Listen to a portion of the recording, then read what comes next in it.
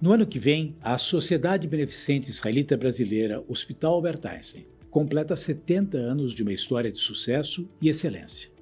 E para começar as comemorações de um marco tão importante, falamos de passado, mas falamos também de futuro nesse podcast e videocast. 70 anos e contando. Eu sou Cláudio Lotenberg, presidente do Conselho Deliberativo da Sociedade Beneficente Israelita Brasileira Hospital Albert Einstein. Fui presidente do Einstein entre 2001 e 2016 e agora estou aqui para conduzir estas conversas. É uma honra dividir com vocês esse encontro. Bem-vindos a 70 anos e contando.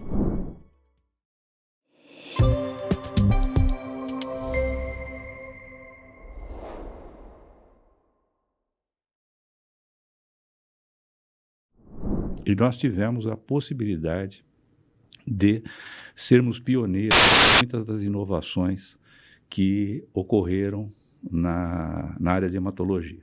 Então, assim foi quando nós fizemos os transplantes de medula óssea em doenças autoimunes, assim foi quando nós fizemos o primeiro transplante de cordão umbilical não aparentado, assim foi quando nós fizemos os primeiros transplantes com doadores incompatíveis, assim foi quando nós começamos agora um trabalho em terapia celular, onde tivemos 3 projetos aprovados pela Anvisa para podermos utilizar em pesquisa clínica na nossa instituição. Vai ser um lugar onde profissionais de todas as especialidades que tratam do câncer vão poder estar reunidos num lugar só para trazer realmente um atendimento assim, de primeira, como a gente já faz aqui, mas é um atendimento bem mais integrado. Vai propiciar que a gente possa se focar no paciente com câncer. E se focar, assim, claro, no tratamento, no melhor tratamento. O episódio de hoje é sobre pioneirismo na área do câncer. O Einstein se aproxima dos melhores centros de oncologia do mundo ao ir muito além do que faz um hospital. Dentro de um verdadeiro sistema de saúde, a pesquisa científica é feita próxima à assistência, conduzida por um corpo clínico multidisciplinar conceituado, dentro e fora de nosso país. Essa estrutura é aliada ao investimento em tecnologia, inovação e ensino, o que permite que os métodos de diagnóstico e tratamento sejam os mais avançados e personalizados, chegando logo aos nossos pacientes. Uma jornada de mais uma década nesse modelo fez o Einstein ser reconhecido como o melhor hospital oncológico da América Latina e o 17º do mundo, segundo o ranking mais importante da área da revista Newsweek.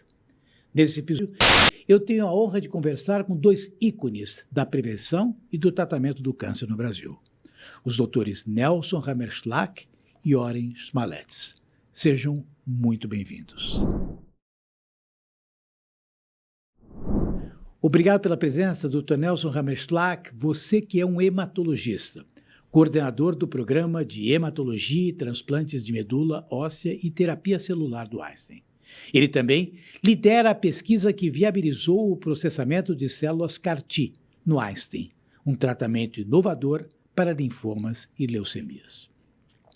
Dr. Oren Smalets é um dos grandes oncologistas que compõem o corpo clínico do Einstein, referência no tratamento de câncer de próstata.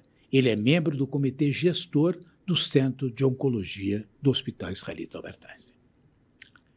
Gente, vamos começar. E vamos começar falando de inovações. Inovações que certamente agregaram muito em termos de perspectiva de vida e qualidade de vida e sobrevivência. O que a gente pode contar de novo, comparando o que nós tínhamos lá atrás, Nelson, 10 anos atrás, para cá? Quais são as perspectivas na sua área? Primeiro Nelson, depois vamos ouvir o Oren. Bom, a área de hematologia ela vem se reinventando nesses últimos 50 anos, né? Eu trabalho nesse hospital há 50 anos. Eu comecei aqui como técnico de banco de sangue e laboratório e acabei ficando médico e fiz minha carreira aqui dentro, tanto do ponto de vista assistencial como de ensino e pesquisa. E nós tivemos a possibilidade de sermos pioneiros em muitas das inovações que ocorreram na área de hematologia. Então, assim foi quando nós fizemos os transplantes de medula óssea em doenças autoimunes, assim foi quando nós fizemos o primeiro transplante de cordão umbilical não aparentado, assim foi quando nós fizemos os primeiros transplantes com doadores incompatíveis, assim foi quando nós começamos agora um trabalho em terapia celular, onde tivemos 3 projetos aprovados pela Anvisa para podermos utilizar em pesquisa clínica na nossa instituição. Praticamente não se falava de tumores líquidos e tumores sólidos. É uma denominação mais recente. O que você vê na tua área de crescimento nos últimos 10 anos? Cláudio, antes de mais nada, muito obrigado, um prazer estar aqui com vocês. 2 ícones aqui do Einstein, para mim é uma honra estar aqui com vocês. Mas a oncologia de hoje é totalmente uma oncologia totalmente diferente daquilo que a gente fazia 10 anos atrás. A gente hoje está numa área de medicina de precisão dentro da oncologia, a gente está numa área nova de imunoterapia para a oncologia, e a gente vê agora realmente resultados que a gente não tinha antes. Resultados em termos de não só de melhorar o quanto os pacientes vão viver e a porcentagem de sucesso, mas também na melhora dos efeitos colaterais dos nossos tratamentos. Então, acho que realmente a oncologia teve isso um grande avanço. E aqui dentro do Einstein, uma das coisas que a gente conseguiu proporcionar para os nossos pacientes é participar de pesquisas clínicas, né? E com isso, eles conseguirem ter acesso aos novos medicamentos de uma maneira mais rápida do que se eles estivessem indo somente pela assistência, pela parte da assistência. Quer dizer, acho que o que o hospital consegue trazer para os pacientes, que é a assistência, a pesquisa e a educação que a gente acaba fazendo para os nossos residentes e alunos, acho que isso contribui para que a oncologia realmente possa se tornar aquilo que você realmente falou, que é uma oncologia de ponta. Eu quero fazer um resgate. Aliás, falar do Nelson é contar muitos capítulos dentro da nossa organização. E eu vou voltar para quando você foi diretor clínico da instituição. Prefiro não falar do câncer agora, né, e ir para um ponto central, que é todo um amadurecimento de relacionamento com o corpo clínico aberto e que precisa de práticas institucionalizadas. Qual era o tamanho desse desafio e como você criou tanta energia que depois acabou, lógico, culminando em programas de relacionamento médico, que hoje eu diria que é o grande segredo dessa organização. Cláudio, obrigado por tocar nesse assunto, porque é um assunto que bate muito no meu coração, não é? Porque foi uma oportunidade que a instituição me deu há muitos anos atrás, por volta da década de 90, na qual nós nos debruçamos em busca de um programa de qualidade. Era nosso objetivo fazer com que o Einstein se tornasse o primeiro hospital acreditado por uma entidade americana chamada Joint Commission. E ela tinha uma série de critérios, um deles era uma organização de corpo clínico. E eu tive o privilégio de receber da instituição a incumbência de liderar esse programa, e foi um programa desafiador. Você mesmo lembra disso, porque nós participamos disso juntos, né? Que naquela época, quando os médicos traziam seus pacientes para cá, muitas vezes você não conseguia identificar nos prontuários por que o paciente estava aqui. E numa auditoria que fizemos, menos de 18% dos pacientes internados você conseguia identificar por que ele estava internado e o que ele estava fazendo aqui, não é? E essa prática nós conseguimos, junto com um grupo enorme de pessoas, médicos, enfermeiras, fisioterapeutas, gestores e outras pessoas da equipe multiprofissional, mudar esse cenário. Então, nós conseguimos acreditação e não só isso, nós conseguimos ter um corpo clínico forte, unido, e que, a partir disso, nós conseguimos desenvolver coisas novas, como implantação de prontuário médico, informatizado, e um sistema de convivência entre médicos e equipe multiprofissional, sempre pensando no paciente, que é o centro de tudo. A gente ainda vai resgatar mais coisas lá atrás. Vamos falar até do banco de tecidos. Você me fez lembrar um pouco que foi quando eu comecei a ter interface com o Nelson. O Warren provavelmente já quase não era nascido naquela época. Mas, já que estamos falando de corpo clínico, de organização, o que significa ter câncer e ser tratado no Einstein nos dias de hoje? Eu acho que o diagnóstico de câncer é um diagnóstico que realmente abala a pessoa de uma maneira psicológica e ela já vem muitas vezes já abalada de uma maneira física. Acho que a gente está falando aqui do corpo clínico, mas eu acho que a gente também tem que falar da equipe multidisciplinar que aqui a gente consegue juntar em volta do paciente. Então, o paciente é visto de uma maneira 360 graus, de todos os lados. Então, tem fisioterapeuta, tem enfermeira navegadora, tem a fonoterapeuta, tem a parte da nutrição, tem a parte da medicina integrativa, tem a parte da psicologia, dentistas, e o Nelson pode me ajudar a nomear, eu peço desculpa se eu perdi alguém, mas é uma equipe realmente que está voltada para o atendimento do paciente. E isso, vocês estavam falando da acreditação, né, da Joint Commission, mas o ano que se passou, a gente conseguiu também uma acreditação, né, de qualidade da ASCO, que é a Sociedade Americana de Oncologia Clínica, o que, na verdade, veio a somar outras acreditações que o pessoal da Hemato já tinha em termos de transplante de medula óssea, mas mais uma acreditação para o nosso serviço, mostrando a qualidade e mostrando que realmente a gente pode proporcionar tratamentos muito próximos dos melhores centros do mundo. Vocês estão numa área que é muito importante em termos de saúde pública e privada, de maneira geral. O câncer vai ser a principal causa de morte das pessoas em poucos anos. E você, Nelson, teve a chance, acho que é um privilégio, você participou de muitos programas. Falamos da Joint Commission, diretoria clínica, podemos falar da área de ensino e pesquisa, onde você também teve um papel como superintendente. Queria ouvir de você as preocupações que você vê hoje para que a gente possa manter essa atmosfera que envolva principalmente os jovens a vir para cá, se estabelecer e construir carreiras. Olha, Cláudio, eu acho que o melhor exemplo que eu posso dar é meu mesmo, né? Eu cresci nessa instituição desde jovem e a instituição me deu todas as oportunidades que eu teria de crescimento. Num determinado momento eu ainda convivi com a academia e o hospital, mas no fim eu acabei abandonando a academia e fazendo tudo aqui. Então eu acho que os jovens, nós trouxemos isso, nós na hematologia, a oncologia, o mesmo tipo de filosofia, de apoiar os jovens para que eles cresçam aqui dentro. Então nós fizemos cursos, nós temos a residência, nós atendemos os alunos, nós temos cursos de pós-graduação e, com isso, nós procuramos encontrar novos valores. O Dr. Fer, que me lembro, você conviveu junto comigo com ele dizia que esses seriam os rising stars, quer dizer, seriam aqueles que a gente ia criar aqui dentro da instituição e que iam ser os futuros grandes médicos e grandes profissionais. E hoje isso se tornou uma verdade com a faculdade, né?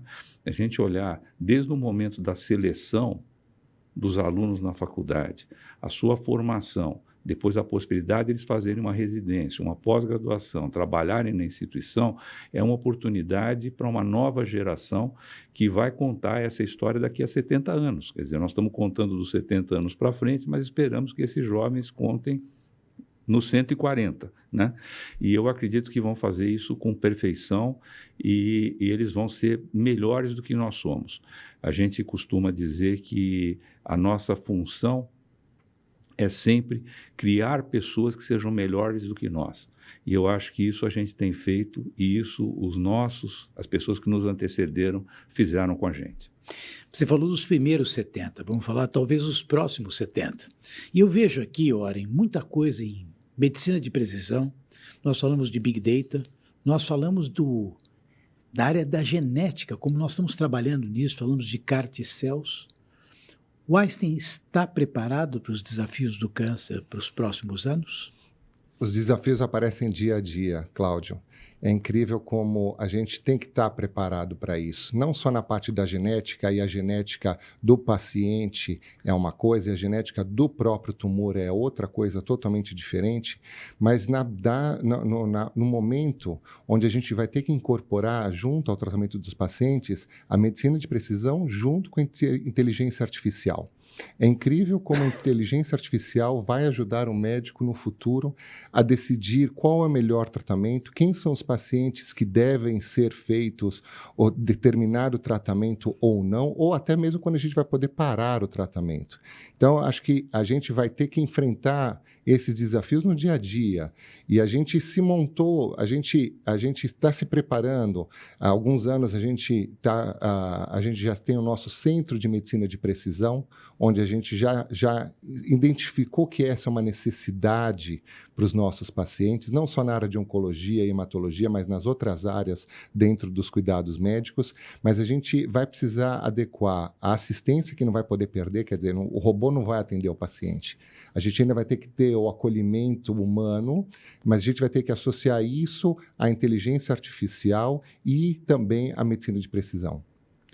Agora vou chegar a um ponto delicado. Por quê? Porque, de certa forma, vou fazer um resgate, vou chegar à conclusão, Nelson, que nós já estamos assim na senioridade, né? E quando nós começamos a atuar aqui dentro, você atuava como médico hematologista. Aliás, o perfil da medicina mudou muito. Quer dizer, o hematologista tratava de anemias e alguns tipos de leucemia e, quando muito, fazia diagnósticos. Hoje a gente vê avanços tremendos, né? Partimos com os bancos de tecidos, que eu resgatei em dado momento, e o avanço mais recente na sua área justamente são as CAR-T-cells, que nós desenvolvemos aqui dentro.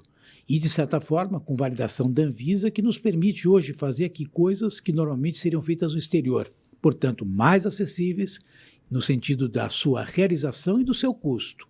Conta um pouquinho do que representou para você esse avanço como processo, inclusive vendo uma série de momentos da sua própria carreira. Você ajudou a construir tudo isso. Não é a pesquisa em si, isso tem um alicerce. Para quem está ouvindo isso e conhece, fica muito claro o papel do que ocorreu aqui dentro, uma verdadeira revolução. Você concorda? Eu concordo. Eu primeiro agradeço as suas palavras, mas eu acho que isso vem muito da inquietude que todos nós temos, né? Eu acho que nós somos inquietos, por princípio, né? E isso é uma qualidade.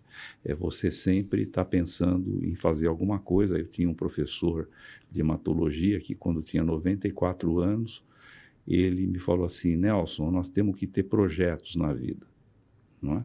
Então, acho que projeto é uma coisa que tem a ver com essa inquietude. E esse foi exatamente isso que a gente fez. Logo que a gente ouviu falar pela primeira vez em terapia celular de uma forma geral, em particular sobre CAR-T-cell, a grande preocupação era saber como é que nós podíamos nos inserir nesse programa. Porque a Universidade da Pensilvânia tinha sido a universidade que tinha sido a pioneira, ela vendeu a patente para uma indústria farmacêutica e esse produto, depois outras patentes surgiram, outras indústrias farmacêuticas, eles passaram a ter um custo enorme. E para a realidade brasileira, e principalmente para o SUS, isso não seria factível.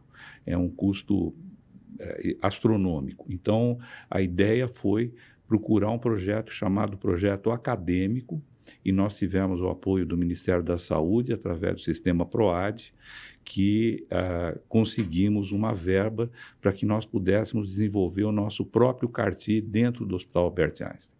E isso se tornou uma realidade. Nós demoramos 4 anos entre estudos in vitro, estudos em animais, e finalmente tivemos aprovado em 2023 o primeiro estudo em humanos pela Anvisa, e hoje nós estamos incluindo pacientes com uma fila enorme, obviamente, porque nossa capacidade ainda é reduzida para isso, mas tivemos outras iniciativas também.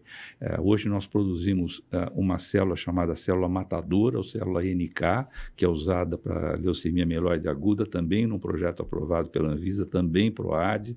Nós hoje estamos atacando vírus com terapia celular. Nós criamos uma célula que é capaz de atacar o citomegalovírus em pacientes que não respondem a tratamento, também feito aqui dentro, e tudo isso com apoio do PROAD e, obviamente, com os recursos do Hospital Israelita Albert Einstein.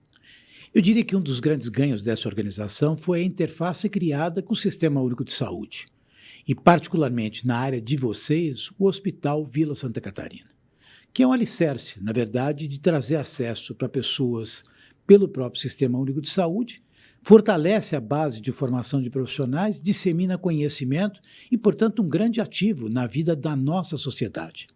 Como você vê o papel dessa interlocução, Ori, com o Hospital Vila Santa Catarina, com o Sistema Único de Saúde, e alguma história interessante que você possa contar desta passagem? Claro, acho que é fundamental. A ideia de levar uma gota do Einstein para cada canto desse Brasil inclui não só o sistema privado, mas também o sistema público. Acho que o SUS precisa dessa interação com o Einstein. E o Einstein também precisa dessa interação com o SUS. Então, acho que o que é fundamental, aquilo que eu falei de participação de pesquisa clínica, a gente teve a possibilidade de levar alguns dos nossos estudos de pesquisa clínica para os pacientes também do Vila Santa Catarina. E nessa abordagem mais ampla, a gente foi o maior centro recrutador de um dos estudos para câncer de pulmão com imunoterapia na fase pré-operatória, né, antes de uma cirurgia torácica. A gente foi um dos maiores recrutadores do mundo e do Brasil e a gente conseguiu não só propiciar uma melhora, uma abordagem que hoje já é padrão para os pacientes com câncer de pulmão, fazer a imunoterapia pré-cirurgia. Então, vários pacientes do Vila Santa Catarina puderam se beneficiar desse tratamento. E a gente também conseguiu, claro, emplacar o nome do Einstein numa publicação científica de maior renome, que é no New England Journal of Medicine. Então, acho que isso foi muito importante para a gente, essa interação. Eu acho que fazer a diferença para os pacientes, né, de uma maneira individual, dentro da assistência, mas levando pesquisa e fazendo diferença para os nossos residentes. Os nossos residentes, hoje, eles passam no Vila Santa Catarina e eles conseguem ver o que é a diferença do sistema público e privado e a gente ganha com isso, porque eles conseguem trazer um balanço entre os dois e aquilo que dá para ser melhorado em cada serviço. E a gente vai aprendendo com os nossos residentes quando eles voltam de lá também. Nelson falou que ele tinha um professor com 90 e poucos anos que precisa de projetos. A gente ainda está longe disso, mas nós temos o Parque Global, que será um novo projeto para a nossa organização.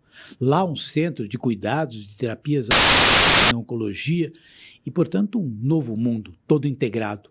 Como é que você enxerga esse novo capítulo para a hemato-oncologia neste desafio da nossa sociedade? Bom, eu acho que o Parque Global, mais do que um edifício, é um sonho, é uma ideia. Não é? E a ideia se sobrepõe à parte concreta do projeto.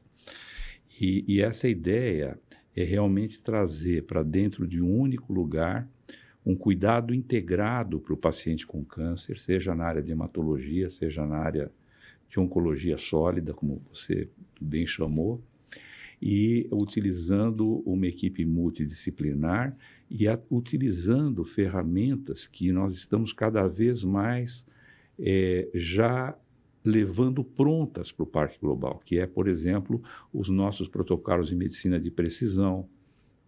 Nós estamos, por exemplo, na área de hematologia, hoje segmentando a hematologia por áreas, então nós já vamos chegar lá com centros de excelência em mieloma, em linfoma, em leucemia, em transplante, em terapia celular. Então, o que, na verdade, o Parque Global vai representar não é o prédio, mas é o recheio do prédio. E esse recheio do prédio, ele está sendo já praticado no nosso dia a dia para chegar lá de uma forma, talvez, assim, bastante sólida, para que a gente possa acrescentar cada vez mais um benefício ao nosso paciente. Olha, nós falamos do Parque Global, tá? Eu queria que você contasse, primeiro, o que vai ser o Parque Global, tá? E fora isso, e aí eu queria, talvez até abusando, poderia perguntar para qualquer um dos dois, que isso é um atributo que ambos têm, né?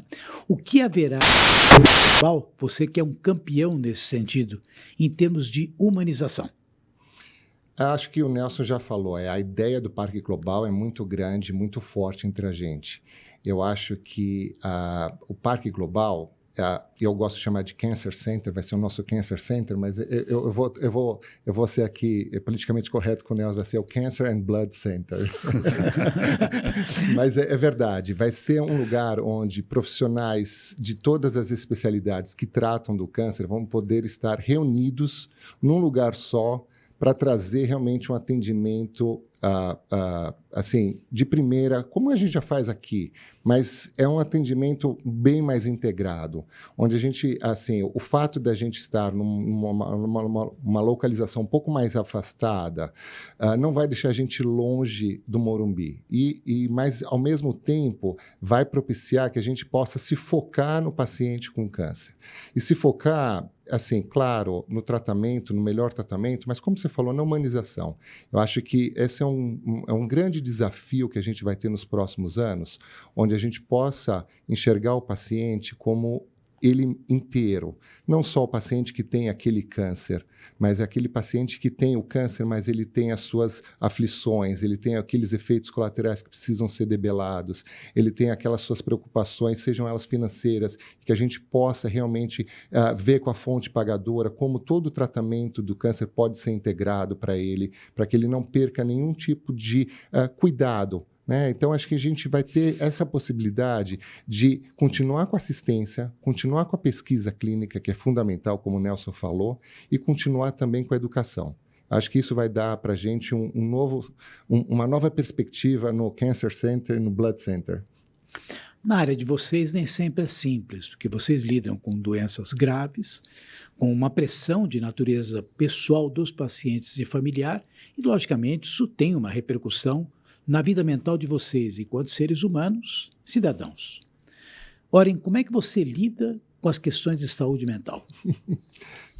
Eu brinco que eu tenho uma vez por semana minha terapia, que é a minha aula de saxofone.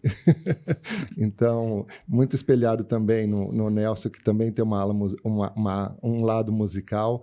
Eu, desde pequeno, eu tocava piano, que meus pais me forçavam, e hoje agradeço que eles me forçaram a fazer aula de piano, mas depois com 14, 15 anos, eu virei para ele e falei assim, olha, eu gosto de piano, eu vou até continuar porque vocês querem, mas eu quero ter uma aula a mais de saxofone. E entre faculdade e residência, teve uns gaps aí que eu parei de ter aula de saxofone, mas os últimos anos eu tenho me esforçado mais e regularmente tenho tido minha aula de saxofone semanal. E você, Nelson, quais são suas válvulas de escape? Eu acho que eu tenho duas importantes. A primeira é que um belo dia da minha vida eu resolvi que eu não ia mais morar em São Paulo, ia morar longe de São Paulo e resolvi morar num lugar verde, com condomínios, num lugar mais tranquilo. E eu brinco que eu moro nas férias. E morar nas férias é bom, porque lá você recebe os filhos, os netos, e com isso você tem os amigos, né? E eu gosto muito de estar em casa, estar fazendo um churrasco, conversando e coisas. E a segunda, eu também pratico música. Eu, durante um tempo, fui quase profissional, toquei, o Cláudio lembra disso, me lembro do Cláudio dançando com a Ida no Bar da Virada, onde eu tocava toda quinta-feira durante 15 anos, e que isso, até hoje, eu ainda mantenho algum tipo de atividade nessa área, né? Uma das coisas que eu mais me lembro aqui do hospital, ligando o hospital a essa atividade de música, era que o Dr. José Fer, ele, quando me convidava para fazer alguma coisa, alguma reunião, ele falava assim, sexta-feira de manhã não pode porque o Nelson dorme. Então eu tocava na quinta-noite, dormia de madrugada, então sexta de manhã ele me respeitava e não me convidava para nada, né? Então, realmente é uma forma da gente escapar. E ter os amigos por perto, os amigos são tudo também. Nós falamos muito de futuro, né? Falamos de evolução. Algo assim que você veja que seja paradigmático, que esteja para acontecer na tua área. Eu acho que é a inteligência artificial. Inteligência artificial vai ajudar o médico a saber quando diagnosticar o câncer, porque algumas situações a gente tem cânceres que às vezes nem precisam ser diagnosticados, porque vão evoluir de uma maneira extremamente indolente e talvez a gente possa só observar esses pacientes. Então, talvez a inteligência artificial consiga trazer para a gente uma informação maior quem são aqueles pacientes que precisam ser diagnosticados e talvez eu vejo uma aplicação muito mais importante seria como tratar os pacientes através da interação entre a inteligência humana e a inteligência artificial. E você, Nelson, futuro? Então, eu concordo com o Oren, o que a gente chama de medicina personalizada, né? E, obviamente, sei lá, a medicina personalizada, ela combina duas coisas, na minha opinião, que é a inteligência natural com a inteligência artificial, né? A inteligência natural, a gente às vezes esquece dela, mas ela é verdade. A gente vê, por exemplo, alguns colegas que são extremamente estudiosos e têm uma mente extremamente aguçada, eles são capazes de citar para você um determinado trabalho, quem é o autor e às vezes até que página da revista aquilo está publicado. Isso é inteligência natural. Outro tipo de inteligência natural é de nós, que somos um pouco mais velhos, né? E que você acumula uma série de informações na cabeça e que às vezes os residentes falam assim, pô, mas de onde você tirou essa ideia ou essa conduta? Você tirou porque você viveu isso aqui 500 vezes. Isso é inteligência natural. Mas a inteligência artificial é fantástica. Então, a medicina personalizada é uma mistura dessas coisas, junto com a genômica e com a medicina de precisão. Esse vai ser o futuro, né? Não vai ser... Hoje a realidade já é incrível, porque a realidade é a equipe multiprofissional, é você ter a integração na hematologia do laboratório, da patologia, da imagem, com a clínica, mas eu acredito que isso vai mudar para essa nova perspectiva. É muito gostoso falar com profissionais competentes, mas melhor ainda quando a gente fala com seres humanos sofisticados, como é o caso de vocês dois. Meus amigos, muito obrigado por essa conversa. Aprofundamos muita coisa hoje aqui naquilo que é essencial dentro da nossa história e é uma parte daquilo que o câncer representa. Agora, para finalizar, a gente tem nesse último quadro algo que se chama Prontuário, Residência e Prognóstico. A gente faz 3 perguntas e a ideia é respostas curtas, em 1 ou 2 frases. Vocês topam?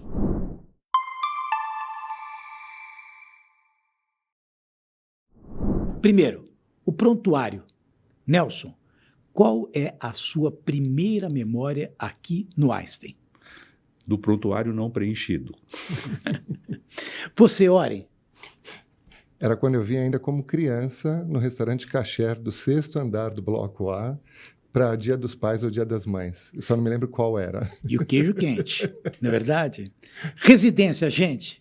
Que conselhos vocês dariam para os jovens? Oren. Eu acho que é não perder a essência de cuidar do paciente. Eu acho que é isso que é importante. É claro, o médico completo, isso a gente tem que passar para o paciente, precisa do acolhimento, precisa saber ouvir o paciente, precisa saber tratar o paciente, não a doença. Nelson.